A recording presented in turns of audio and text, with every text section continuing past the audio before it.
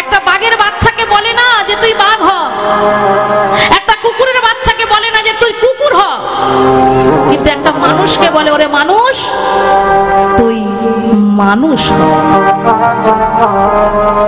তোর লজ্জা করে না?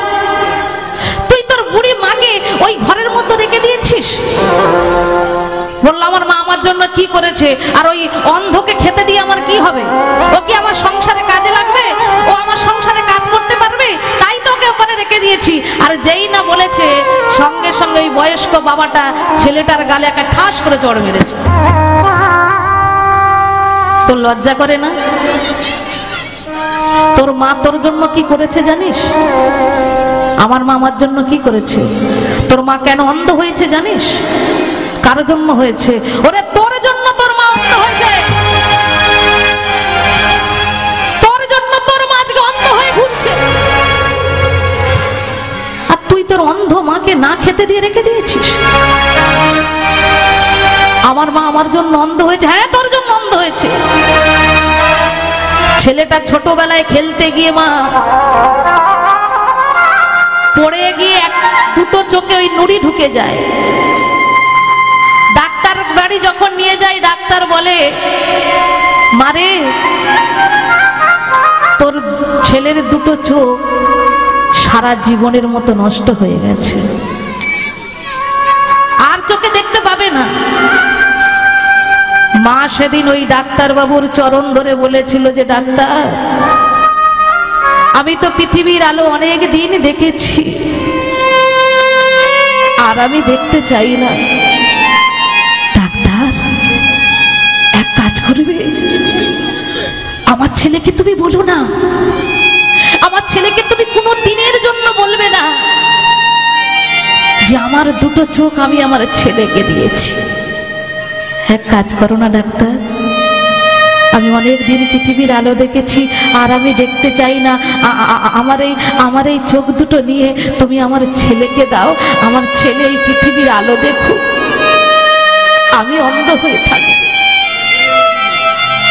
সেদিন ডাক্তারের হাতে পায়ে ধরে তোর মায়ের দুটো চোখ নিয়ে তোকে দিয়েছিল। আজ তুই সেই গর্ভধারিণী মাকে না খেতে দিয়ে তুই রেখে দিয়েছিস। ছেলেটা যখন ভুল বুঝতে পেরে মায়ের কাছে গেল, মা অন্ধ নয়নে অন্ধকার ঘরে চুপ করে ঘরের কোণে বসে রয়েছে। ছেলে যখন গিয়ে মাকে জড়িয়ে ধরে বলছে, মা আমায় ক্ষমা করে দাও, মা আমার ভুল হয়েছে। মা তখন বলছে, বাবা তুই ভালো আছিস তো? তুই সুখে আছিস তো? তোর শরীর ভালো আছে তো? তোর কোনো কষ্ট হয় না তো? ছেলে মনে ভাবে যে আমি মাকে কোনোদিন জিজ্ঞাসা করি না, মা তুমি ভালো আছো তো? কিন্তু আমার মা আমার কথা বলে না, আমাকে আমার মা জিজ্ঞাসা করেছে আমি ভালো আছি তো। এই হলো মা। মায়ের মাথা যদি শ্মশানে পোতা রয়, সেখান হতে বলে বাছা আমার বাছা রইলি কোথায়। নিতাই গৌর প্রেমানন্দে হরি বল, হরি বল। ওই জন্য বলি মা গো, এখানে যতজন কীর্তন আজকের শুনছ, সবার ভালোবাসা মিথ্যা হয়ে গেল। মা বাবার ভালোবাসা কোনোদিনও মিথ্যা হয় না। ভগবানকে তোমরা পূজা করেছো, ওই ভগবান তোমার কাছে এসে তোমার মাথায় হাত বুলোবে না। তুমি খাবার দিলে তোমার খাবার খায় না, কিন্তু তুমি যদি তোমার বাবাকে একটা ভালোবেসে গামছা এনে দাও, তোমার বাবা মনে ভাববে আহারে আমার ছেলেটা আমার জন্য পরিশ্রম করে একটা গামছা এনেছে। সেই গামছাটা বাবা মাথায় করে রাখবে। তোমার অসুখ করেছে, তোমার ওই মা তোমার মাথার ধারে বসে সারা রাত কাটিয়ে দেবে।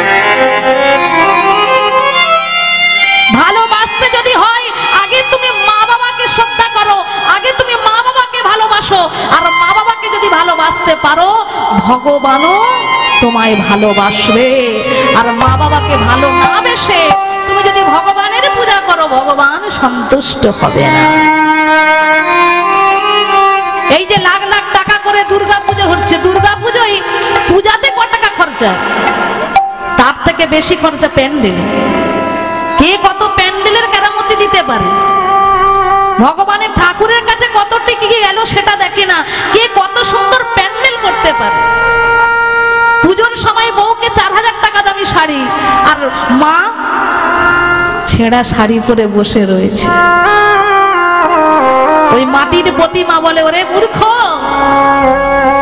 বইয়ের বেলা 4000 টাকা শাড়ি আর মায়ের বেলা 100 টাকাও তোর জুড়লো না, তুই আমাকে সন্তুষ্ট করবি? ভালো যদি বাঁচতে হয় এই মাটির প্রতিমাকে বাদ দিয়ে রক্তের মাংসের প্রতিমা যে ঘরে তোদের বসানো আছে আগে তোরা তাকে ভালোবাস। তাকে যদি তোরা ভালোবাসতে পারিস এই মাটির প্রতিমাও তোকে আশীর্বাদ করবে, এই মাটির প্রতিমাও তোকে কাছে টেনে নেবে। মা বাবাকে ভালোবেসে তুমি বৃন্দাবন যাও, মথুরাও যাও, তোমার পূর্ণ হবে। আর ওদেরকে যদি ভালো না বাসতে পারো বৃন্দাবন মথুরা তুমি যেথাই যাও তোমার এতটুকু পুণ্য অর্জন হবে না। নিতাই গৌর প্রেমানন্দে হরি বল, হরি বল। তাহলে এই যে ভালোবাসা, এই যে ছেলেরা ভাব দেয় না, এই যে ছেলেরা কথা শোনে না কেন, একমাত্র আমাদের জন্য, আমাদের নিজেদের জন্য। এর জন্য আমরা দায়ী। আমরা শুধু চেয়েছি ছেলেটা ভালো করে লেখাপড়া শিখুক, চাকরি পাক, ব্যবসা করুক। আমরা ছেলেটাকে তো কোনোদিন শেখাই না যে খোকা এই নে এই তুলসী কাঠের মালাটা তোকে দিলাম, এই তুলসী কাঠের মালাটা তুই গলায় পর। আমরা সনাতন ধর্মের মানুষ, এটাই আমাদের পরিচয়, আমরা সনাতন ধর্মের মানুষ। মালাটা তুই গলায় পর, এই মালাকে তুই কোনোদিনও খুলবি না।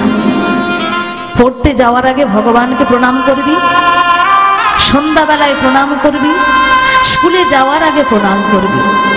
এই ছোট্ট বেলা থেকে যদি বাচ্চাকে শেখানো যায় ওরা শিখবে। মাটি যখন নরম থাকে বাবা, সেই মাটি থেকে আপনি যা তৈরি করবেন তৈরি হবে। পুতুল তৈরি করেন, ঠাকুর তৈরি করেন, যা তৈরি করবেন তৈরি হবে। আর মাটি যখন শক্ত হয়ে যাবে সেই মাটি থেকে আপনি তৈরি করতে গেলেও মাটি ভেঙে যায়। তাহলে মাটিটা নরম যখন থাকে তখনই তুমি তৈরি করো, তখনই শেখাও। তখন যদি তুমি শেখাতে পারো আর তোমাকে কষ্ট পেতে হবে না। কোনোদিন কৃষ্ণ ভক্ত সন্তান তার মা বাবাকে ছেড়ে দেয় না, তার মা বাবাকে ভালোবাসে, শ্রদ্ধা করে, ভক্তি করে। তাই মা আজকের ওই গোবিন্দ চরণে বসে বলে,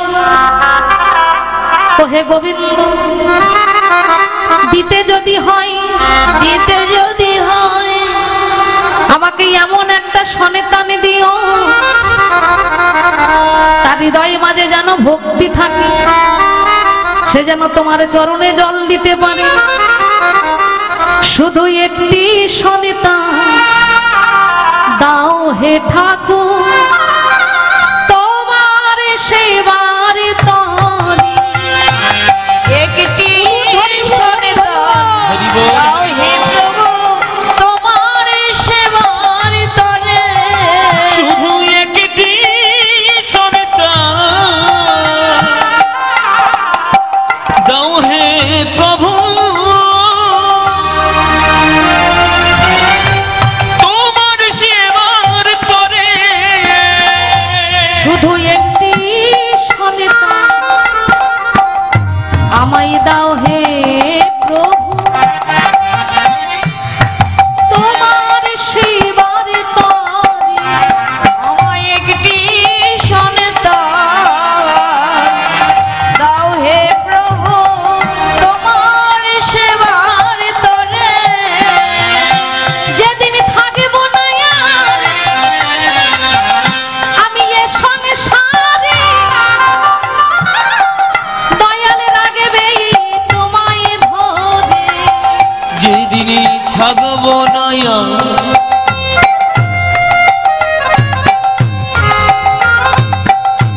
ও গো আমার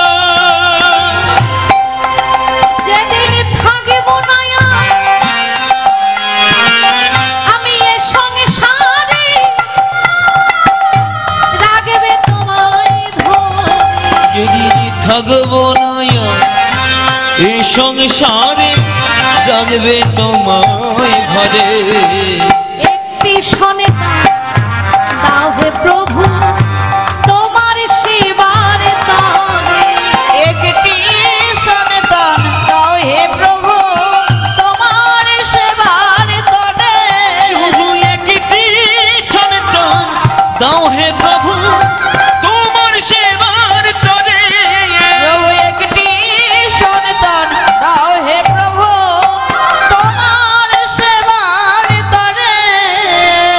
হরি বল হরি বল।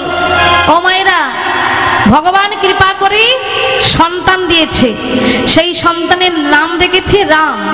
এবারে রাম যখন 5 বছরের হয়েছে, সেই 5 বছরের রাম কি করে, মা ভালো তো সন্তান ভালো, মাটি ভালো তো ফসল ভালো, তেমনি মায়ের কাছে গিয়ে ছেলেটা বলছে, ও মা, মা আচ্ছা তুমি তো ঠাকুরকে সেবা দিচ্ছ। বললো হ্যাঁ। আচ্ছা কৃষ্ণ কালো কেন বলো তো, কৃষ্ণ কেমন দেখতে বলো তো। ছোট্ট ছেলে মায়ের কাছে প্রশ্ন করতে পারে না, মায়ের কাছে গিয়ে বলছে, আচ্ছা মা তুমি যে যে ঠাকুরের সেবা করছো, যে ঠাকুরের নাম করছো, যে ঠাকুরকে ডাকছো, আচ্ছা ওই ঠাকুর কালো কেন? আচ্ছা সত্যি কি ও কালো? মা বলে, ওরে এ কালো কি ফর্সা একে অনুভবের দ্বারাই ধরতে হয়। ভগবানকে কেউ দেখেছেন না? কেউ জানেন ও কালো কি ফর্সা? কেউ দেখেছেন এখানে? বলে দেখা তো দূরের কথা, স্বপ্নেও কোনোদিন দেখিনি। আমরা এত কীর্তন করছি, এত ভক্তদের কীর্তন শোনাচ্ছি, আমরাও এখনো পর্যন্ত স্বপ্নেও ভগবানকে দেখিনি। সেই এখনো পর্যন্ত সেই ভক্তি আমাদের হয়নি মা। তবে আপনাদের চরণে আমার কোটি কোটি প্রণাম, কারণ আমরা কীর্তনিয়া হয়েছি, আপনাদের মতো ভক্ত হতে পারিনি। আমরা কীর্তনিয়া হয়েছি, আপনাদের মতো ভক্ত হতে পারেনি, কারণ আপনাদের যে ধৈর্য, এই যে বসে থেকে 4 ঘন্টা যে কীর্তন শোনা, যে ধৈর্য, এই ধৈর্য তো সকলার হয় না। যারা ভক্ত হয় তাদের মধ্যে এই ধৈর্য থাকে, আর যারা ভক্ত হতে পারে না তারা 5 মিনিট 10 মিনিট একটু হরিবাসরটা দর্শন করে চলে যায়। তাহলে ভগবানকে অনুভব করতে হয়। তার প্রমাণ দেখুন, একটা গ্রামে 4 জন অন্ধ বাস করত, 4 জন অন্ধ। আচ্ছা সেই গ্রামে এখন হাতি এসেছে, মন দিয়ে শুনবে, সেই গ্রামে এখন হাতি এসেছে। এবারে সেই হাতি দেখার জন্য গ্রামের মানুষ ছুটে যাচ্ছে। 4 জন অন্ধ মনে মনে ভাবলো, ওই হাতিকে আমরাও দেখব। অন্ধ মানুষ তারা হাতি দেখতে যাচ্ছে।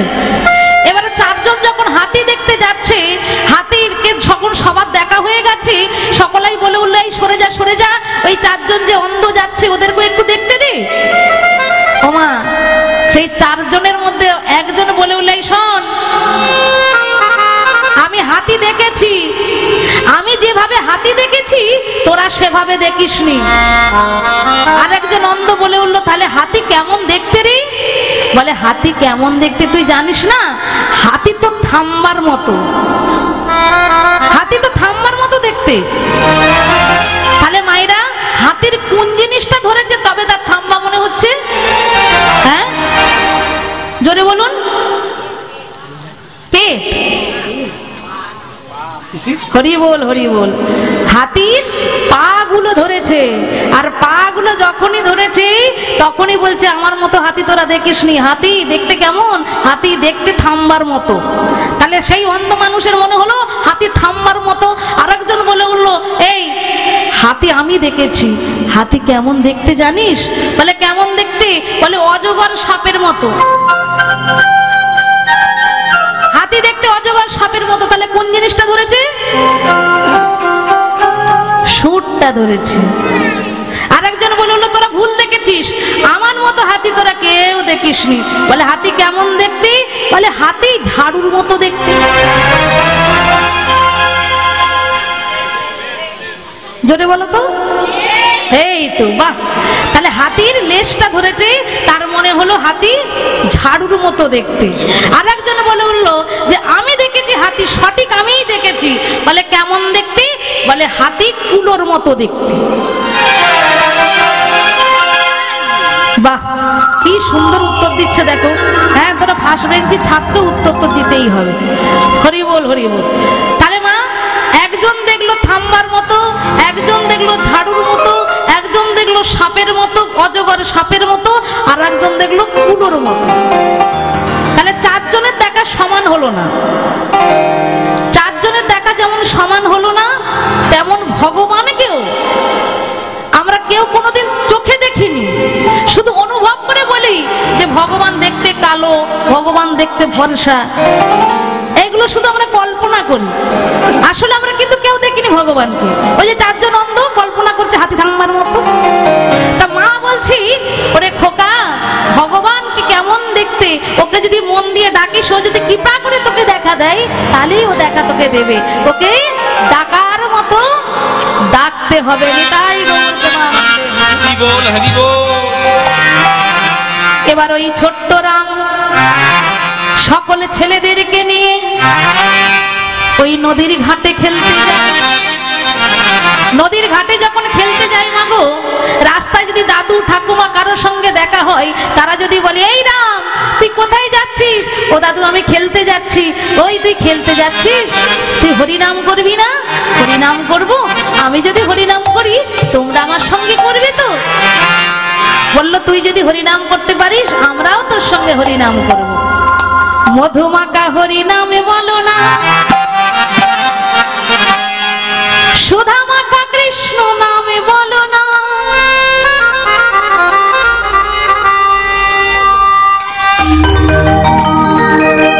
অপরাধ নেবেন না।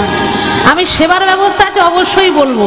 কিন্তু এখন যদি বলি, এই যে মায়েরা বাবারা মন দিয়ে শুনছে, বলার সঙ্গে সঙ্গে সব সেবার প্রতি মন চলে যাবে, আর হরিনামের প্রতি মন থাকবে না। আর সেবা যখন হয়ে যাবে, তখন আর এখানে ভালো লাগবে না।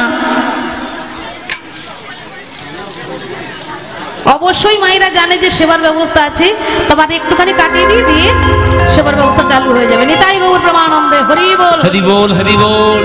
হরি নামে একেবারে বলো না, বলো না। কৃষ্ণ নামে একেবারে বলো না। এই হরি নাম জপ অবিরাম, এই হবে জীবনের সাধনা। মধুমাখা হরি নাম বলো না, সুধামাখা হরি নাম বলো না।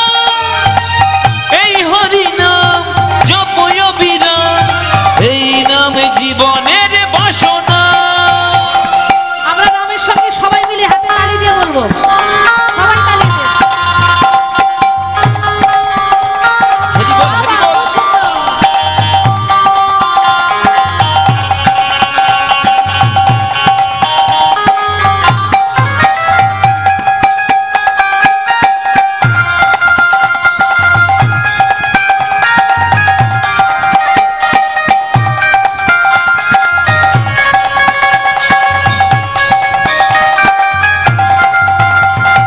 মধুমাখা হরি নাম বলো না, সুধামাখা কৃষ্ণ নাম বলো না, বলো না। এই হরি নাম জপ অবিরাম, এই হোক জীবনের সাধনা। মধুমাখা হরি নামে বলো না, বলো না। আয় সুধামাখা হরি নামে বলো না। হরে কৃষ্ণ নাম জপয় অবিরাম, এই নামে জীবনের সাধনা। এই নাম জীবনের সাধনা। আয় এই নামে জীবনের সাধনা।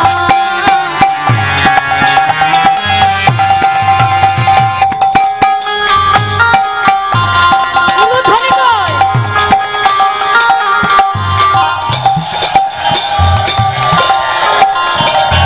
এবার হরিধ্বনিটা বলি, রাধা মাধবী কি, বলি রাধা মাধবী কি। আচ্ছা মা, আমরা যখন বাড়িতে যাই ঝগড়া করি, তখন গলার জোর এরম থাকে কেন? বেশি হয়ে যায়? ও ঠাকুমা বলেন তো, বেশি করে বৌমা? হ্যাঁ ওমা, তখন কিন্তু আর আমাদের ঠিক থাকে না, আজকে কত জোর চেল্লাতে পারে, তাই না? কিন্তু হরিবাসরে বসে সেটা বাড়ির জন্য চিৎকার হতো, আর এটা হরিবাসরে বসে ভগবানের জন্য চিৎকার হবে। এখানে থানা কত দূর গো? হ্যাঁ, হিমালয়গঞ্জ, তাহলে অনেকটা দূরে, তাই তো?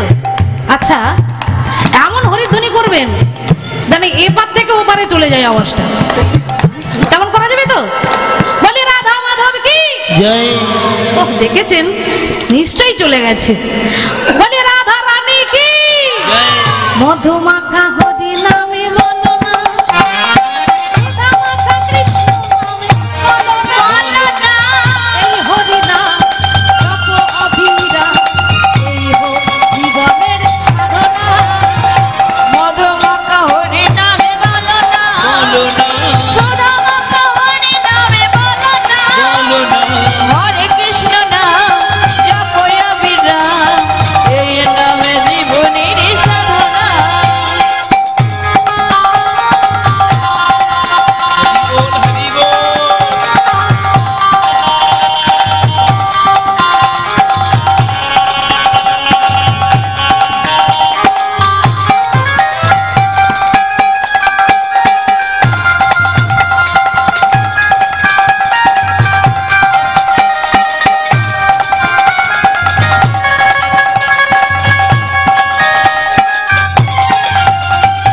পৃথিবীতে সব কিছু রবে, একদিন চলে যেতে হবে। পৃথিবীতে সব কিছু রবে হারাবে, একদিন চলে যেতে হবে।